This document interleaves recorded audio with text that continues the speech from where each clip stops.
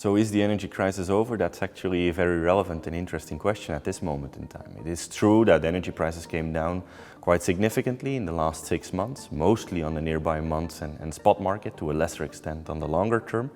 But to say that it's completely over, I think that's a bit early.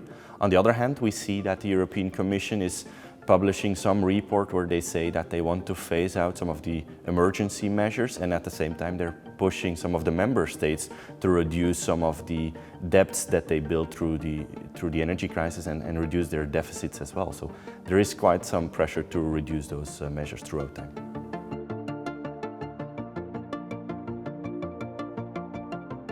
Well, this not necessarily means that price caps will disappear throughout time.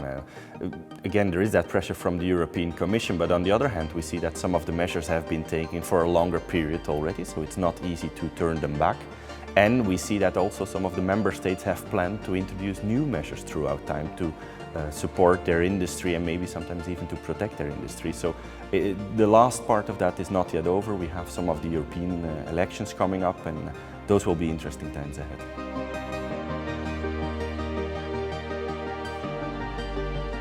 So when we look at energy procurement in Europe on one hand and Latin America or APAC on the other hand, we see some differences, because in Europe we have those deregulated markets, and traditionally we think of LATAM and APAC of being regulated markets.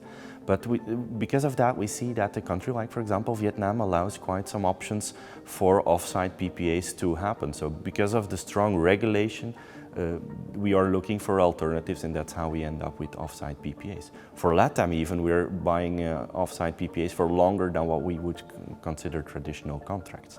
So that's an interesting one. Also with regards to regulation, we have to look at it from a different perspective, because that deregulation process is taking place, and it's important that we keep on following up on the progress of that throughout time to see when opportunities occur.